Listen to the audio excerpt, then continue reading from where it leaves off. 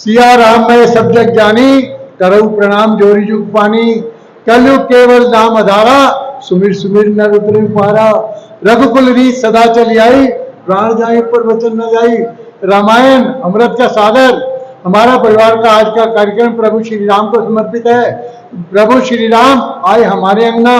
हमने भव्य श्री राम मंदिर का अपने सामने वो एक सुंदर उसका शुभारंभ देखा, लेकिन हमारे माननीय विभू यादव जी, माननीय डॉक्टर दीपक यादव जी, ये क्या कहते हैं, प्रभु श्री राम उस मंदिर में ही ना रहे, हमारे अपने परिवारों में आए, हमारे परिवार के आचरण में आए, तभी हम भगवान श्री राम के अवतार की सार्थकता को अपने जीवन में लाभ ले पाएंगे।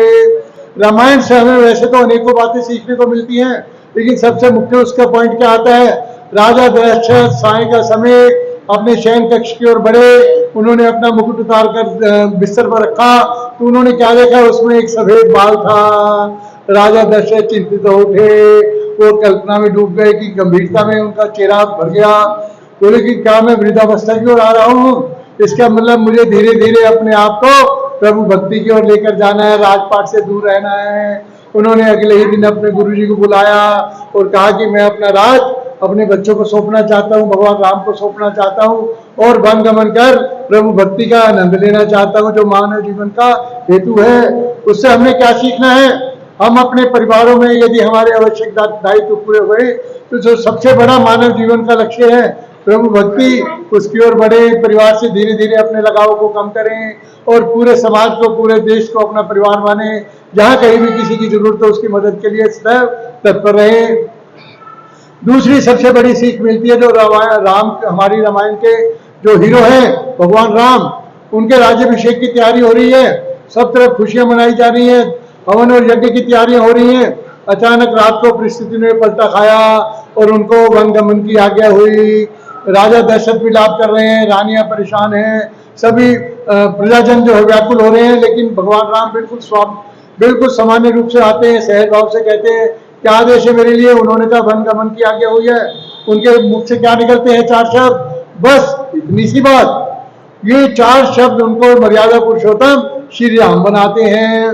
तीसरी सबसे बड़ी बात क्या आती है हमारे जीवन में, आजकल हम देखते हैं पति पत्नी में कई बार के विवाद, हम कोर्ट में भी उनको हम देखते सुनते हैं। माता सीता को वनवास नहीं हुआ है, राजा की बेटी है, राजा की पटरानी है, और लेकिन जब उसे पता लगा कि मेरे पति वनवास जा रहे हैं, तुरंत बोली मैं भी अपने पति के साथ वनवास चलूंगी, जब मैं सुख में उनके साथ नहीं हूं तो दुख में भी उनका साथ दूंगी। भगवान राम ने समझाया कि वनवास, वन होना कोई हंसी मजाक की बात नहीं है। वनों में तरह तरह के जो भयंकर पशु रहते हैं और वहां का वातावरण बहुत खतरनाक होता है। बोली जहां मेरे पति रहेंगे, जहां मेरे स्वामी रहेंगे, वही मेरे लिए स्वर्ग का स्थान है।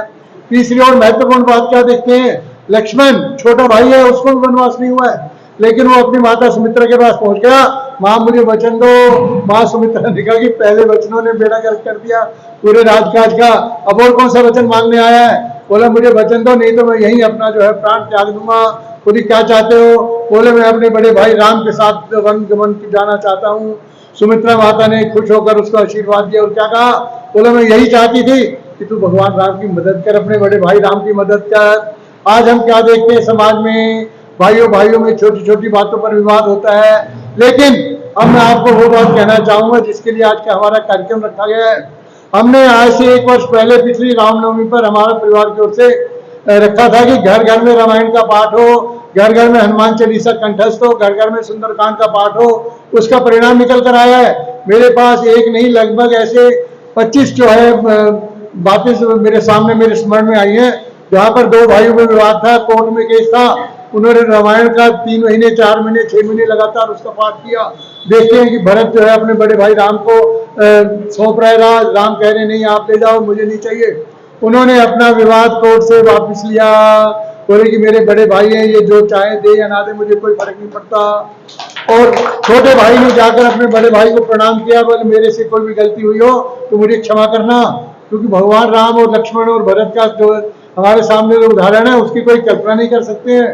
पति पत्नी में कई तरह के विवाद हमारे सामने आए और हमने देखा कि वो कोर्ट में जो 4 साल से केस चल रहा था, घर में रामायण का पाठ शुरू हुआ और कोर्ट से वो केस वापस लिया।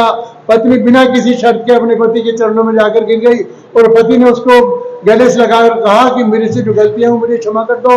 दोनों पक्ष अपनी अपनी गलती को सुधारने का प्रयास करते हैं। तो आज के इस कार्यक्रम के माध्यम से मैं आप सभी से ये निवेदन करना चाहूंगा, यदि आपने अपने घर को स्वर्ग बनाना है, यदि आपने घर में अपने श्री राम के सुंदर आश्रम को लेकर आना है, तो अपने घर में श्री रामायण का पाठ शुरू करें। उससे आपके घर में भी भगवान राम जैसा परिवार, प्यार, उन जैसा समर्पण, उन जैसा त्याग, वो सभी बातें आपके जीवन में, आपके परिवार में आनी शुरू हो जाएंगी। प्रेम से बोलेंगे सियापति रामचंद्र की जय।